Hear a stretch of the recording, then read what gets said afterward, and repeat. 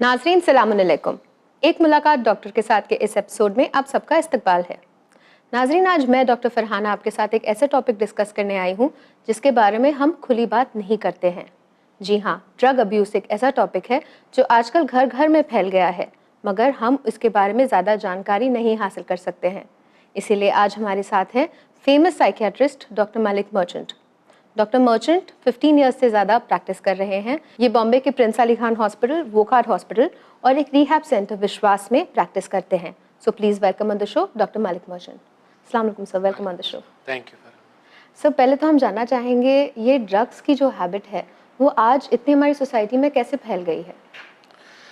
मुझे नहीं लग रहा है कि ये आजकल ज़्यादा फैल रही है। अगर आप हिस्ट्री देखोगे इसकी तो ये दौर था एक जो सुनील दत्त साहब ने जो अवेयरनेस किया था 1980s में ब्राउन शुगर के बारे में, तब भी ये प्रॉब्लम बहुत ज़्यादा था।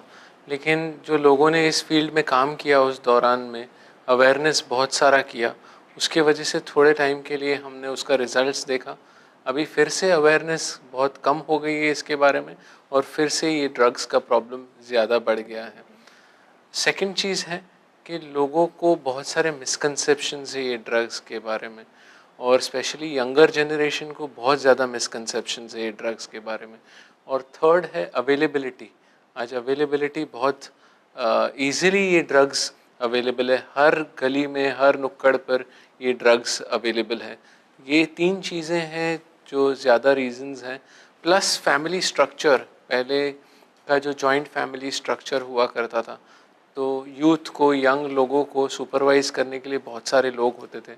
आज न्यूक्लियर फैमिलीज़ है, उसमें भी both the parents are working और बच्चे लोगों को अनसुपरवाइज्ड टाइम बहुत ज़्यादा रहता है।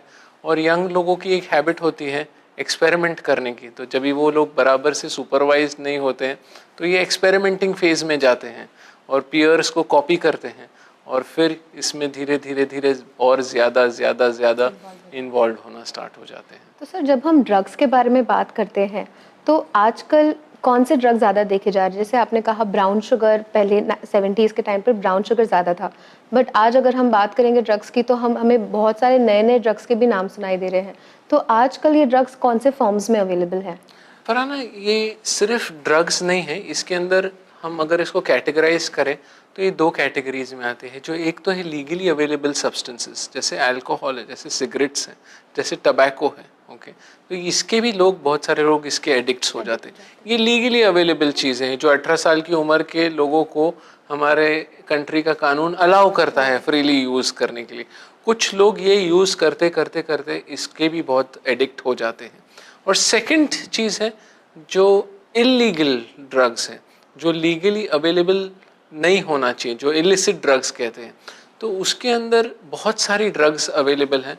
जैसे आपने राइटली कहा था, एक दौर था जहाँ पर ब्राउन शुगर बहुत ज़्यादा यूज़ होता था।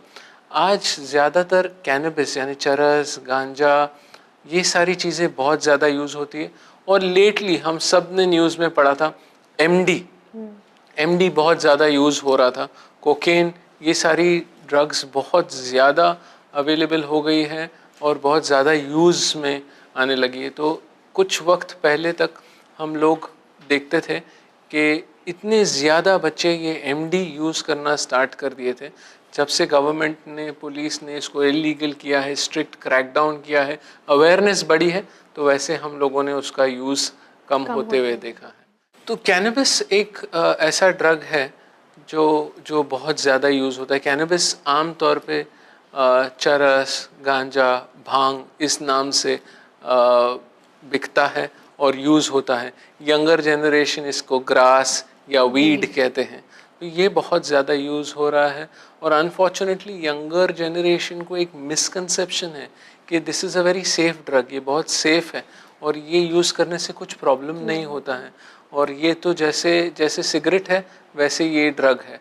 तो लोग, यंगर जनरेशन उसको इस तरह से यूज़ करते हैं, लेकिन इसका यूज़ बहुत बहुत बहुत डेंजरस है और किस किस लोगों के अंदर बहुत सीरियस कॉम्प्लिकेशंस क्रिएट कर सकता है। सर, आपने बात किया कैनबिस की, तो हमने सुना है यूएस में 3-4 स्टेट्स में कैनबिस लीगलाइज भी हो गई है। क्या ये भी एक वजह है? बिकॉज लोग ये सोचते हैं कि अगर यूएस जैसी कंट्री अलाउ कर रही है तो फिर ये हार्मफुल कैसे हो सकती है? Absolutely, most of the youngsters हमारे साथ आके यही आर्ग्यूमेंट करते हैं कि अगर यूएस इस चीज़ को अलाउ करती है तो ये हार्मफुल कैसे हो सकती है। वैसे तो अल्कोहल भी अलाउड है सारी दुनिया में, लेकिन वो भी हार्मफुल है। कैनबिस यूज़ करते हुए हम लोगों ने देखा है कि बहुत सारे लोग साइकोसिस में चले जाते हैं, अपना दिमागी तवज्जो खो देते हैं और पूरी तरह से साइकोटिक हो जाते हैं, जैसे पागल हो जाना होता है उस तरह से होता है।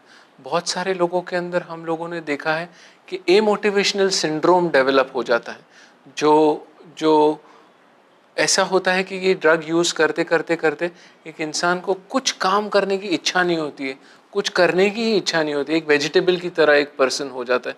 तो इस तरह के बहुत सारे केसेस हम लोग हमारी प्रैक्टिस के अंदर देखते हैं और यंगस्टर्स यही हमें दलील देते हैं कि यूएस में अवेलेबल है, सेफ है, तो इसलिए इसको यूज़ करने से कोई प्रॉब्लम नहीं होता है। तो सर कैनबिस का आपने मेंटल इफेक्ट्स तो बता दिया कि उससे आप डीमोटिवेट हो जाते हो, एमोटिवेशनल स्टेट में आप हो जाता है। इसके मेडिकल भी प्रॉब्लम हो सकते हैं आगे जाके, बॉडी के ऊपर भी इसके हार्मफुल इफेक्ट्स होते हैं? बहुत ज़्यादा। जैसे कि कैनबिस इज़ मोर कार्सिनोजेनिक, ज़्यादा कैंसर कॉज कर सकता है कंपेयर्ड टू ओनली स्मोकिंग और only using tobacco.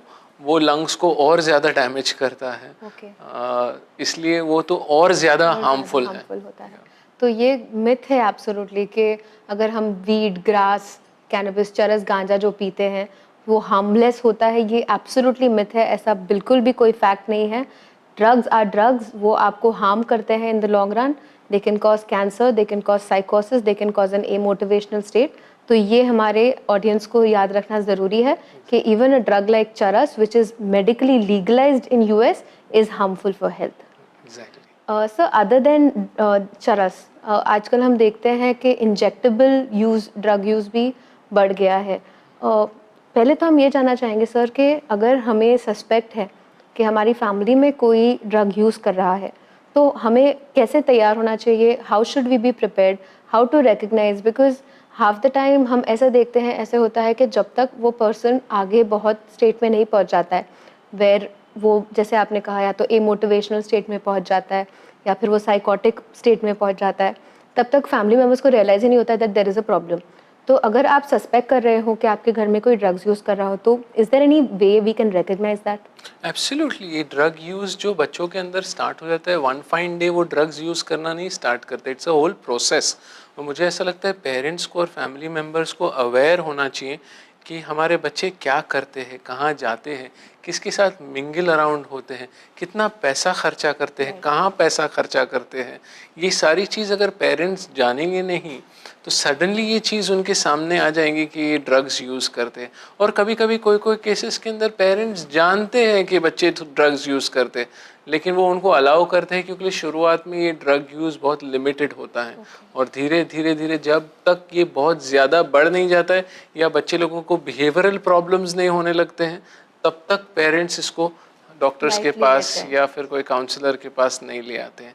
But there are lot of science जिससे हम कह सकते हैं कि ये बच्चे लोग ड्रग यूज़ करते हैं। तो चेंज इन बिहेवियर, अगर उनका बिहेवियर धीरे धीरे चेंज हो रहा है या सडनली कुछ अब नॉर्मल अजीब तरीके का बिहेवियर अगर हम देखते हैं, या फिर कोई किस्म की स्मेल अगर हमें आती है, या फिर उनकी आंखें बहुत लाल होना, या फिर ज़्यादा टाइम बाथरूम में स्पेंड करना, या घर से बाहर odd hours per time spend करना, सडनली बहुत ज़्यादा पैसा खर्चा करने लगना, बहुत सीक्रेटिव हो जाना अपनी चीज़ों को लेकर, तो ये सारी स्लरिंग स्टार्ट हो जाना, स्पीच में लड़खड़ाहट आना स्पीच के अंदर, ये कुछ निशानियां हैं जो विजिलेंट पेरेंट्स, जो पेरेंट्स अवेयर हो गए, वो ये सारी चीज़ें पिकअप कर सकते हैं।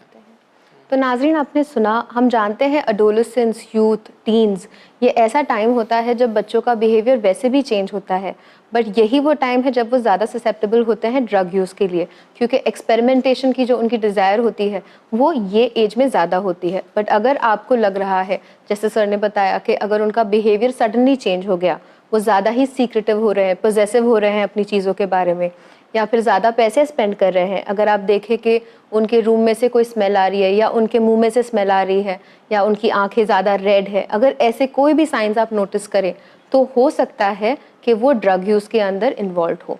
तो आप इसका ध्यान रखें और प्लीज़ खुद से सॉल्व ना करें, आप डॉक्टर के पास जाएं और इसका इलाज कराएं।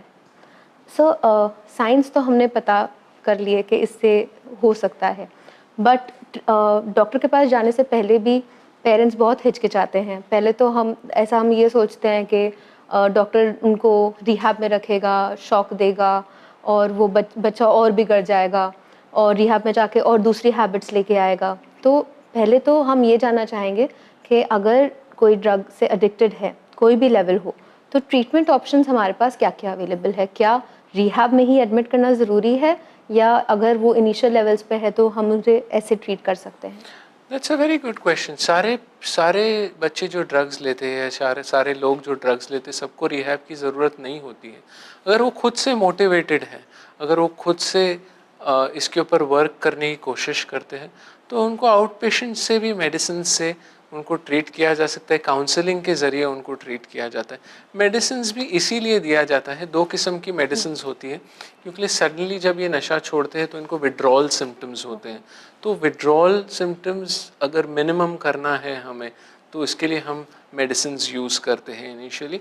और कुछ ऐसी मेडिसिन्स इन सर्टेन एडिक्शंस जो एंटी क्रेविंग है, जिससे क्रेविंग इंसान को कम होती है, जिससे जिससे वो ड्रग लेने से लालच कम हो जाती है। और प्लस ऐसी ड्रग्स भी है जो जो दिया जा सकता है कुछ एडिक्शंस के अंदर, जिससे उसको नशे का असर नहीं हो, तो उसको मज़ा नहीं आए तो वो धीरे धीरे उससे छोड़ दिए।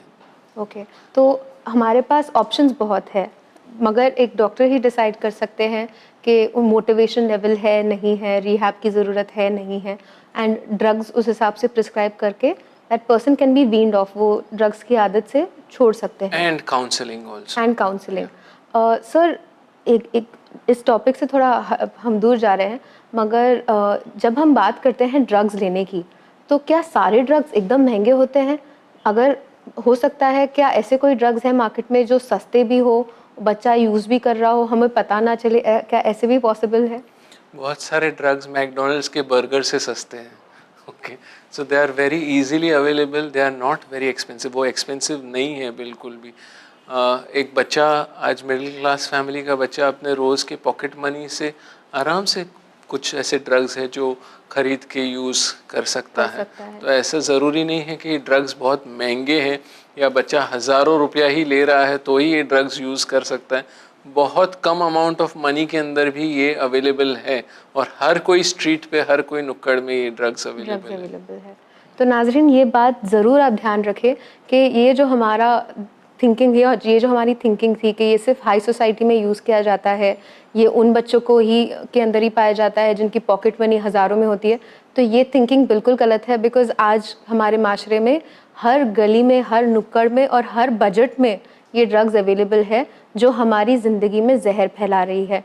तो आप प्लीज़ इसका ध्यान दें। जो सिम्टम्स सर ने बताए हैं वो आप पहले जल्दी आप रिकग्नाइज़ करें और फिर इलाज करें।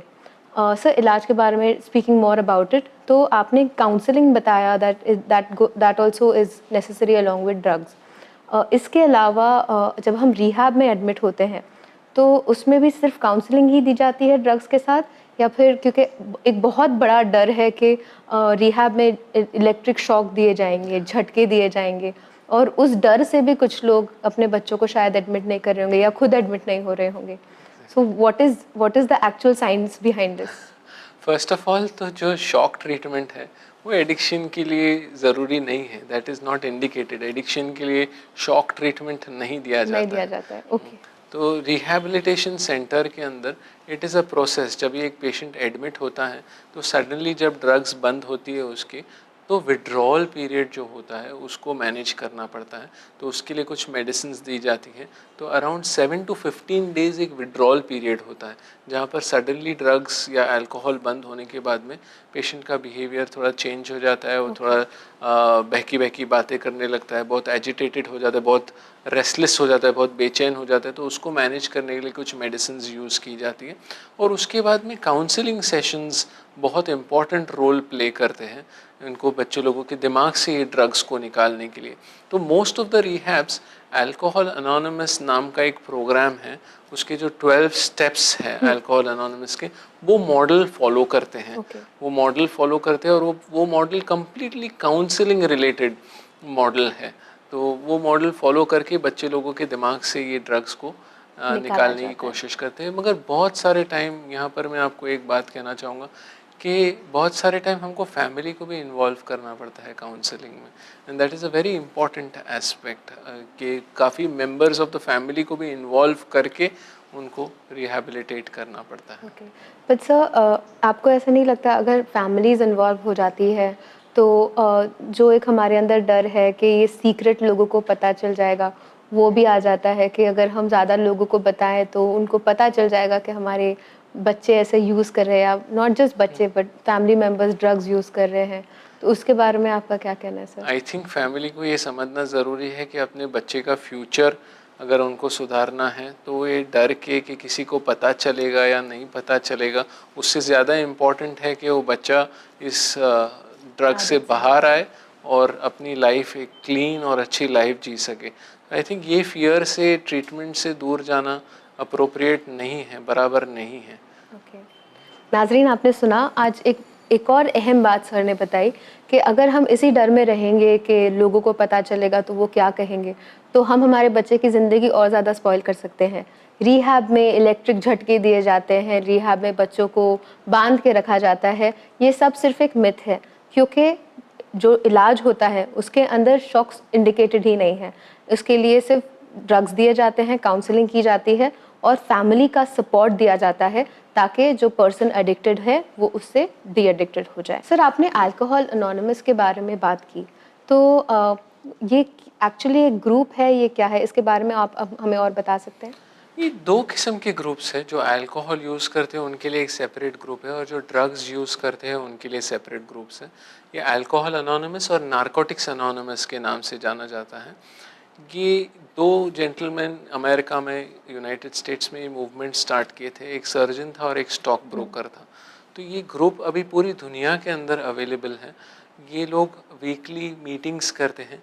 ये लोग खुद जो ये एडिक्शन के प्रॉब्लम से बाहर आए होते हैं वो एक दूसरे के साथ में अपने एक्सपीरियंसेस शेयर करते हैं, एक दूसरे के साथ में एक दूसरे को मोटिवेट करते हैं। अल्कोहल अनोनिमस में यूजुअली ये जो 12 स्टेप प्रोग्राम है वो ये फॉलो करते हैं। इसकी फ़िलॉसफी बहुत अच्छी है, बहुत अच्छी फ़िलॉसफी है और इससे बहुत लोगों को फ़ायदा होता है। और ये ग्रुप सारे बॉम्बे में सब जगह पर होते हैं जिसकी इन्फॉर्मेशन ईजिली इंटरनेट से अवेलेबल है।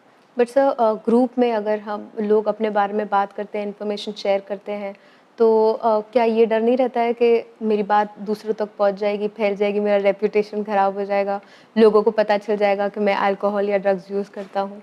सो ये जो ग्रुप्स होते हैं ये अपने आप को अल्कोहल अनोनिमस कहते हैं। तो they don't leak out information दूसरे लोगों को कि ये फलाना पर्सन ऐसा कुछ करता है। Usually it's a closed group where they discuss amongst themselves. अच्छा, तो मतलब एक दूसरे को एनकरेज करके, वो स्टेप्स फॉलो करके ये एक दूसरे की हेल्प करते हैं कि वो इस हैबिट को ब्रेक कर दें। एग्जैक्टली। ओके, तो नाज़रीन आपने सुना अल्कोहल अनोनिमस, नारकोटिक्स अनोनिमस करके ऐसे ग्रुप्स भी अवेलेबल हैं जो एक बार आपका ट्रीटमेंट हो जाए तो आप इसे ज्वाइन कर सकते हैं ताकि आपको वो कंटिन्यूस एनकरेजमेंट मिलती रहे, आप बने रहे अपने पाथ पे कि आप ड्रग फ्री रहें और आपको उस आदत में आप वापस ना गिर जाएं, उसमें ये ग्रुप काफ़ी हेल्प कर सकती है। सर हम जब ड्रग्स की डी एडिक्शन की ट्रीटमेंट की बात करते हैं तो हम अक्सर देखते हैं कि लोग कहते हैं कि इसका एक बार जो चर्सी बन गया, एक बार उसको आदत लग गई तो ये लत छूटती नहीं है, कितने भी लाखों आप स्पेंड करो बट उसका कोई फ़ायदा नहीं होता है, आखिर वो पर्सन उसी हैबिट में फिर से पड़ जाता है। तो what is your take on this, what is the science behind this? First of all तो एडिक्शन भी एक डिजीज़ है, मैं उसको मानता हूँ कि, और मेडिकल साइंस मानता है कि ये एक डिजीज़ है। It is just like any other disease. तो ये एडिक्शन का जो डी एडिक्शन का जो प्रोग्राम होता है वो सिर्फ एक रिहैब में जाकर आ जाए एक पर्सन, तो इसका मतलब नहीं है कि वो ड्रग से हमेशा के लिए फ्री हो जाता है। ये रोज़ की लड़ाई है, एवरी डे की लड़ाई है। तो once an addict and always an addict, but addict can remain sober. Addict sober रह पाता है, ठीक है, वो ड्रग से, अल्कोहल से दूर रह पाता है, लेकिन उसके लिए उसको एफर्ट डालना चाहिए। उसके बाद उसको सेल्फ हेल्प ग्रुप्स का इस्तेमाल करना चाहिए, वहाँ पर जाना चाहिए, रेगुलरली मीटिंग्स अटेंड करना चाहिए, उनके सेशंस के अंदर पार्टिसिपेट करना चाहिए, तो ही वो इससे दूर रह पाएगा और सोबर रह पाएगा। तो ऐसे बहुत सारे एग्जाम्पल्स हैं जो बहुत सारे लोग इसमें से बहुत लंबे समय तक बाहर रह पाए हैं, ऑलमोस्ट लाइफ लॉन्ग क्लीन रह पाए हैं। ओके, तो ये सिर्फ एक मिथ है, कि एक बार आपको लत लग गई तो आप लाइफ लॉन्ग, ऐसा नहीं है। एक बार आप प्रॉपर ट्रीटमेंट ले, आपको प्रॉपर सपोर्ट मिले तो you can quit drugs. It is not impossible. It is not impossible. Okay sir, आप हमारी फैमिलीज़ को क्या कहना चाहेंगे? What role do you think families can play? एक पर्सन अगर ड्रग एडिक्ट हो तो उसको ड्रग्स छुड़ाने में फैमिली का कितना इम्पोर्टेंस है? First of all the family role जो प्ले करती है वो प्रिवेंशन के अंदर रोल प्ले करती है। हर फैमिली को अपने बच्चे के साथ में इन्वॉल्व रहना चाहिए। वो क्या करते हैं, कहाँ जाते हैं, किसके साथ मिक्स अराउंड करते हैं, क्या लेते हैं, कहाँ पैसा स्पेंड करते हैं, वो जानना बहुत ज़रूरी है। फ्रीडम दे रहे हैं आप, लेकिन freedom should not be without responsibility. Children also should take responsibility for their freedom. So ये एक अवेयरनेस पहले प्रिवेंशन के लिए ये करना ज़रूरी है। और जहाँ भी ऐसे ज़रा भी सस्पेक्ट करे कि वो ड्रग्स यूज़ करते हैं या इस तरह से कोई चीज़ इस्तेमाल करते हैं, तो इमीडिएटली उनको डॉक्टर के पास या कोई काउंसलर के पास ले जाना चाहिए, ताकि इनिशियल स्टेजेस में ही बच्चे की काउंसलिंग हो सके, बच्चा इससे बाहर निकल सके, बहुत लंबे समय तक उसके अंदर एडिक्ट ना हो जाए। तो नाज़रीन, आपने सुना फैमिली का कितना बड़ा रोल है। अगर आप देखें, अगर आपके फैमिली में कोई ड्रग से एडिक्टेड हो, चाहे वो छोटा हो या बड़ा हो, बट फैमिली का बहुत इंपॉर्टेंट रोल होता है इसके अंदर। बिकॉज एक फैमिली के सपोर्ट से ही अगर आप देखें कि कोई गलत हैबिट्स में पड़ रहा है, अगर आप वो सिम्टम्स रिकग्नाइज करें तो आप वो चीज़ रोक सकते हो।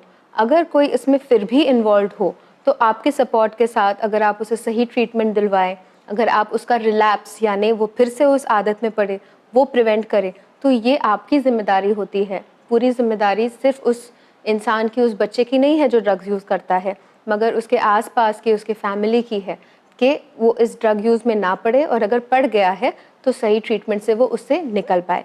नाज़रीन, इसके साथ हम लेते हैं एक छोटा सा ब्रेक। आप देखते रहिए चैनल विन, एक मुलाकात डॉक्टर के साथ।